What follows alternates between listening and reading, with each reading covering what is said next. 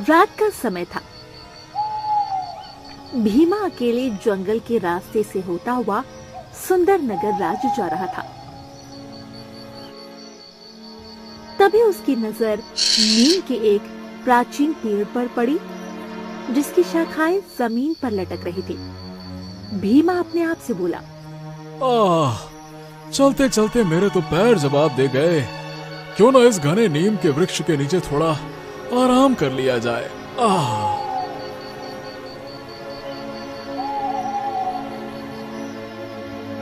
भीमा पेड़ के नीचे बैठने ही वाला था कि तभी उसके कानों में एक आवाज टकराई। मेरा नाम उल्लू है। इसके नीचे बैठने से पहले तुम्हें एक सवाल का जवाब देना होगा। भीमा की नजर जैसे ही पेड़ के ऊपर पड़ी तो उसने देखा एक उल्लू इंसानी आवाज में बोल रहा था। तुम तो उल्लू हो, तुम इंसानी आवाज में कैसे बात कर सकते हो? इस बात के कोई मायने नहीं है। मेरा एक सवाल है, अगर तुम उसका जवाब दे दोगे, उसके बदले में तुम्हें सोने चांदी के खजाने का पता बता दूंगा, और अगर नहीं दोगे तो तुम्हें पत्थर बना दूंगा। भीमा उल्लू की बात सुनकर डर गया। जैसे ही वो भागने को हुआ, वो अपनी जगह से हिल भी नहीं सका। अब तुम यहाँ से मेरे सवाल का जवाब दिए बगैर नहीं जा सकते। भीमा अपने माथे का पसीना पोंछते हुए बोला, ठीक है, पूछो। तो फिर सुनो, सवाल ये है कि एक तरफ तुम्हें एक हीरे से भरा हुआ जंगल दिया जाए, वहीं दूसरी तरफ तुम्हें एक दूसरा जंगल दिया जाए जो अंधेरे से भरा है। तुम बताओ, कौन सा जंगल लेना पसंद करोगे? मुझे नहीं पता था कि तुम इतना आसान सा सवाल करोगे। अरे जाहिर सी बात है कि मैं हीरों से भरा हुआ जंगल लेना पसंद करूंगा, और क्या। भीमा की बात सुनकर अचानक उल्लू की आंखों से लाल रंग की किरणें निकली और भीमा पत्थर का बन गया।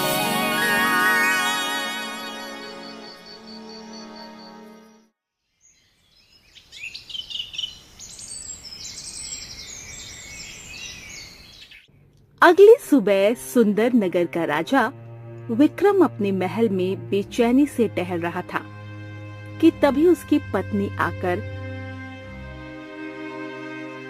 उससे बोली, क्या हुआ जी, आपके चेहरे पे ये चिंता की लकीरें क्यों दिखाई दे रही है? अब तुम्हें क्या बताऊं रूपवती, कल दूसरे राज्य से मेरा एक गुप्तचर कोई संदेश लेकर मेरे पास आने वाला था। वो अभी तक मेरे पास नहीं पहुंचा। तभी राजा विक्रम का मंत्री दौड़ते हुए राजा विक्रम के पास आकर बोला, महाराज, महाराज, जिस बात का डर था वही हुआ। पहेलियां मत बुझाओ मंत्री, सीधे सीधे बताओ कि आखिरकार क्या हुआ है। महाराज, हमारे गुप्तचर भीमा को कल रात हमारे राज्य के कुछ नागरिकों ने उसी रास्ते से महल की ओर आते हुए देखा था, जिस रास्ते में वही नीम का घना पेड़ पड़ता है। ये सुनकर राजा विक्रम के चेहरे पर चिंता की लकीर और दिखाई देने लगी। जाओ, सारे राज्य में ऐलान कर दो कि सभी राज्यवासी मेरे महल के सामने एकत्रित हो जाएं। मैं एक जरूरी ऐलान करना चाहता हूं।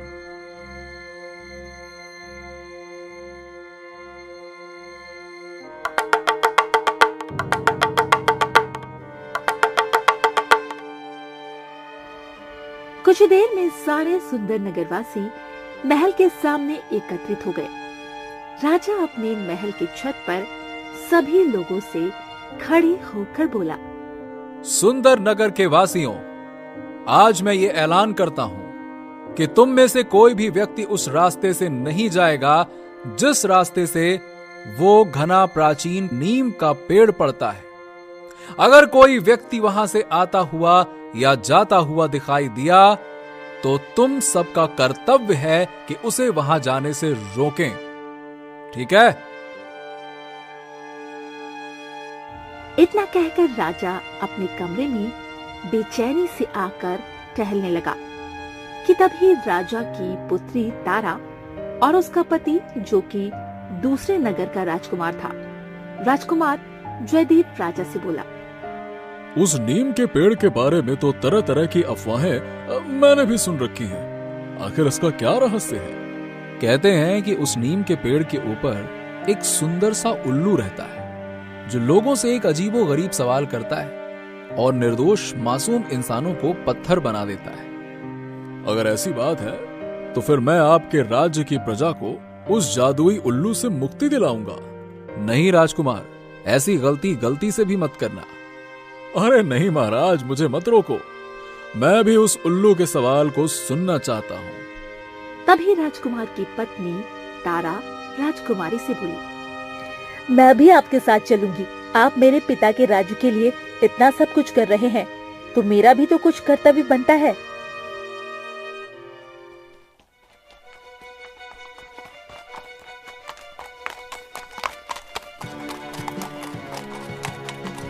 राजकुमार जयदेव अपनी पत्नी तारा को लेकर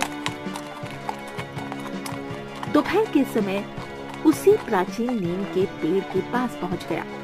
राजकुमार ने देखा उस पेड़ के पास एक बहुत ही सुंदर सा तालाब था।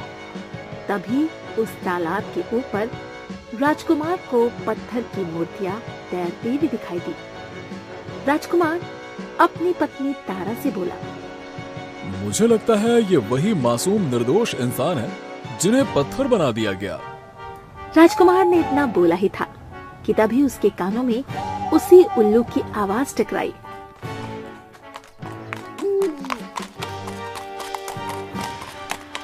क्या बात है, अब तक तो राजा विक्रम की प्रजा और कुछ मूर्ख इंसान ही यहाँ पर आते थे। आज तो महाराज का दामाद और उनकी पुत्री स्वयं यहाँ पधारे हैं। क्या बात है। मैंने सुना है कि तुम यात्रियों से एक अजीबो गरीब सवाल करते हो और पत्थर बना देते हो उन्हें।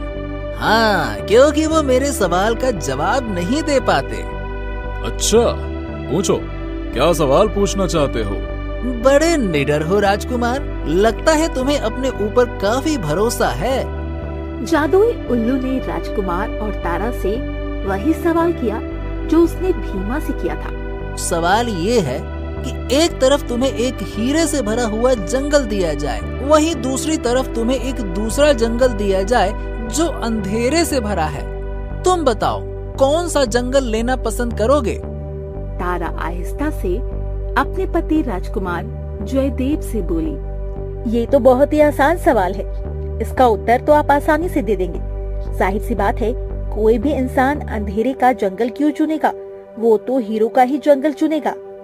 नहीं तारा, कुछ तो रहस्य है।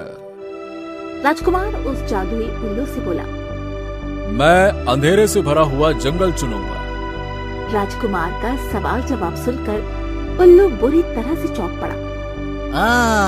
तुम पहले इंसान हो जिसने सही उत्तर दिया, लेकिन शायद तुम नहीं जानते, तुम्हें इस उत्तर के बदले में उस अंधेरे से भरे जंगल में जाना होगा और साथ ही साथ तुम्हारी पत्नी को भी। मैं तुम्हारी बात का मतलब नहीं समझा। मैं भी जानना चाहता हूँ कि उस अंधेरे से भरे जंगल में आखिर ऐसा क्या है। अचानक उस नीम के पेड़ पर एक रास्ता बन गया। राजकुमार जयदेव समझ गया कि अंधेरे जंगल में जाने का रास्ता यही है। राजकुमार जयदेव अपनी पत्नी का हाथ पकड़कर सीधे उस रास्ते के अंदर चला गया। कुछ ही पलों में राजकुमार जयदेव और उसकी पत्नी ने स्वयं को एक बड़े ही भयानक जंगल में पाया, जहाँ के वृक्ष किसी राक्षस की भांति मालूम पड़ रहे थे। ये कैसा जंगल है जयदेव? यहाँ तो अंधेरे के अलावा कुछ भी नहीं है। क्या यहाँ पर सूरज नहीं निकलता? तभी राजकुमार जयदेव और तारा के कानों में बहुत से लोगों की चिल्लाने की आवाजें टकराई। तारा, इस जंगल में हमारे अलावा भी और भी इंसान मालूम पड़ते हैं। हमें तुरंत वहां जाकर देखना चाहिए। लगता है उन्हें मदद की आवश्यकता है।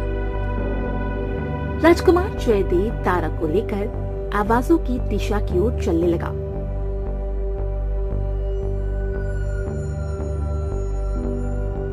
कुछ देर के बाद वो दोनों एक गुफा के बाहर खड़े हुए थे। उस गुफा के अंदर जाने वाले द्वार में बड़ी बड़ी मोटी सलाखें लगी हुई थी। उन सलाखों के अंदर गुफा में बहुत से लोग बंद थे। तभी उनमें बंद भीमा राजकुमार जयदेव की ओर देखकर चिल्लाया। ओह, आप तो राजकुमार जयदेव हैं, महाराज विक्रम के दामाद। मेरी मदद कीजिए, मुझे यहाँ से निकालिए।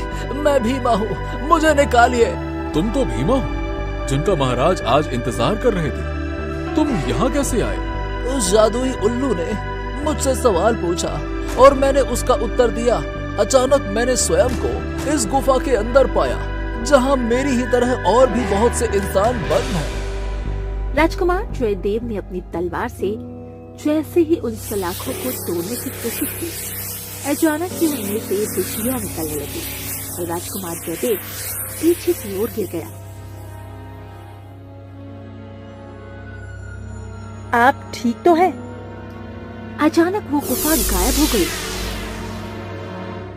और साथ ही साथ आवाजें भी। राजकुमार जयदेव और तारा ने अपने आप को एक सुंदर तालाब के किनारे पाया। तालाब के किनारे एक बूढ़ी औरत गुमसुम उदास बैठी हुई थी। उन दोनों को देखकर वो बूढ़ी औरत उदासी से बोली, लगता है तुमने उन सलाखों को तोड़ने की कोशिश की थी। तुम्हें कैसे पता? उन सलाखों को जो भी तोड़ने की कोशिश करता है वो यहीं पहुंच जाता है। आखिर इन सब का क्या रहस्य है? कहते हैं ये अंधेरे से भरा जंगल किसी समय बहुत ही सुंदर जंगल हुआ करता था। उस समय यहाँ पर एक जंगल की रानी वास करती थी, मगर एक दिन एक तांत्रिक बुरे इरादों से इस जंगल में आया। उसके जंगल में आते ही सब कुछ खत्म हो गया। तुम्हें अगर बाहर निकलना है और उन सबको आजाद करवाना है तो तुम्हें उस तांत्रिक को खत्म करना होगा। तो मुझे बताओ, वो तांत्रिक कहाँ मिलेगा? यहाँ से कुछ दूर एक बहुत ही पुराना खंडहर है। कहते हैं उसने अपनी पापों की नगरी वहीं पर बसा कर रखी है। मैं उसे खत्म कर दूंगा। ध्यान रखना, वो तुमसे एक सवाल करेगा, तुम जवाब नहीं देना, लेकिन तुम भी उससे कोई ऐसा सवाल करना जिसमें वो कुछ देर के लिए उलझ जाए। तुम्हें उसी मौके का फायदा उठाकर उस पर वार करना है। राजकुमार जयदेव बगैर देरी किए हुए तारा को लेकर उस पुराने खंडहर की ओर चलने लगा। कुछ देर बाद उन दोनों को एक पहाड़ी पर बना हुआ एक टूटा और पुराना खंडहर नजर आने लगा। क्या हमें उसके लिए अंदर जाना चाहिए? अगर हमें रहस्यों की परतों की गहराई में उतरना है और उन्हें सुलझाना है तो हमें खंडहर के अंदर जाना ही होगा। क्या उस बूढ़ी औरत की बात पर भरोसा किया जा सकता है? तारा, हमारे पास और कोई रास्ता नहीं है।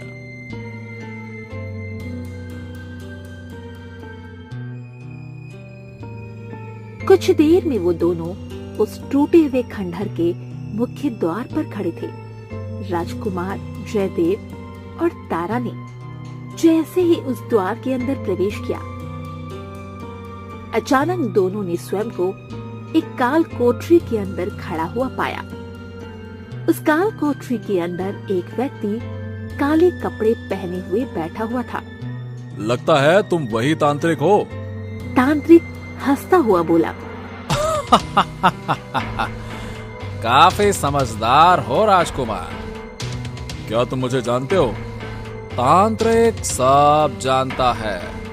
राजकुमार जयदेव तांत्रिक को ललकारते हुए बोला, मैं तुम्हें इसी समय युद्ध के लिए ललकारता हूँ।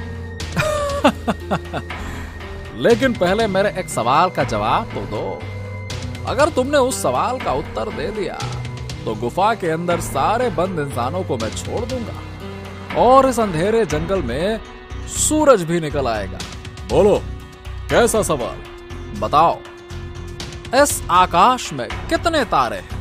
तांत्रिक का सवाल सुनकर राजकुमार जयदेव बुरी तरह से चौंक पड़ा और तांत्रिक की ओर बहुत गौर से देखने लगा।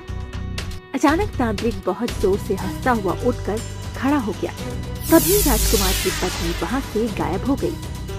मेरी पत्नी कहाँ है?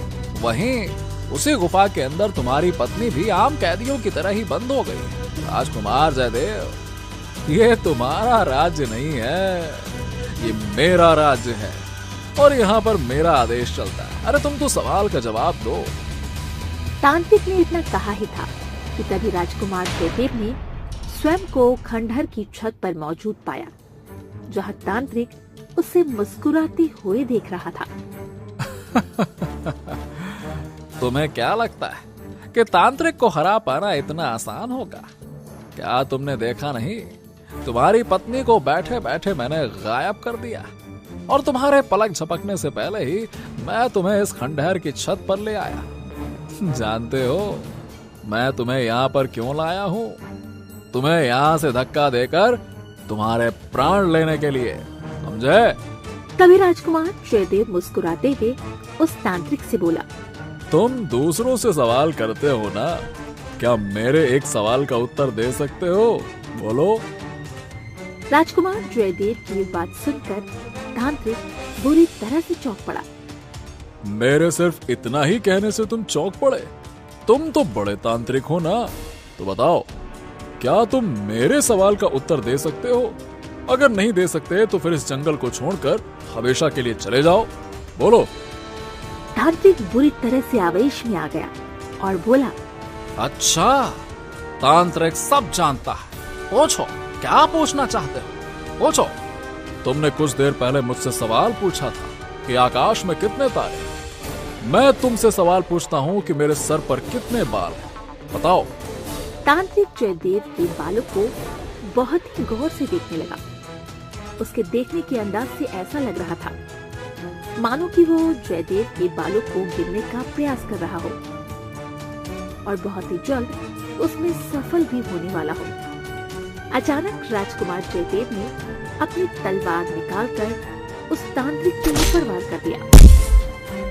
वार करते ही वो तांत्रिक एक काले रंग की चील में परिवर्तित होकर मृत होकर गिर पड़ा। तभी राजकुमार जयदेव ने देखा उस खंडहर के ऊपर आकाश में सूरज उगाया और वो अंधेरे से भरा जंगल देखते ही देखते एक बहुत ही सुंदर जंगल में परिवर्तित हो गया।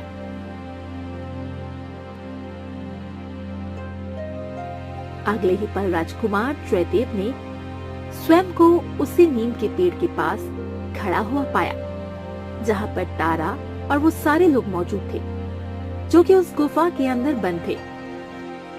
कुछ ही देर में वो उल्लू उड़ते हुए राजकुमार के पास आकर खड़ा हो गया और वो एक सुंदर स्त्री में परिवर्तित हो गया। तुम्हारा बहुत बहुत धन्यवाद राजकुमार। मुझे विश्वास था कि तुम उस अंधेरे जंगल को पार करके उस तांत्रिक तक जरूर पहुंचोगे। एक बात समझ में नहीं आई कि यहाँ पर एक तालाब बहता था, वो कहाँ गया? और वहीं दूसरी बात, तुम तो इंसानों को पत्थर बना देती थी, फिर वो सब उस अंधेरे जंगल में बंदी कैसे बन जाते थे? यहाँ के लिए वो लोग पत्थर के बन जाते थे, लेकिन उनकी आत्मा उस अंधेरे जंगल की गुफा में कैद कर दी जाती थी। तुम्हें जो उस सुंदर तालाब के पास बूढ़ी औरत मिली थी, वो औरत मेरी माँ थी। राजकुमार जयदेव उसकी बात सुनकर पूरी तरह से चौंक पड़ा। बरसों पहले उस तांत्रिक ने मुझे अपने सवालों में उलझाकर मुझे उल्लू बना दिया और मेरे जंगल पर कब्जा कर लिया। तब से मैं हर यात्री से यही पूछती थी। मैं जानती थी मेरे प्रश्न का विपरीत उत्तर वही दे सकता है जिसके दिल में इंसानियत होगी, और वो तुम थे। इतना बोल के वो सुंदर स्त्री गायब हो गई और सुंदर नगर में सब सही हो गया।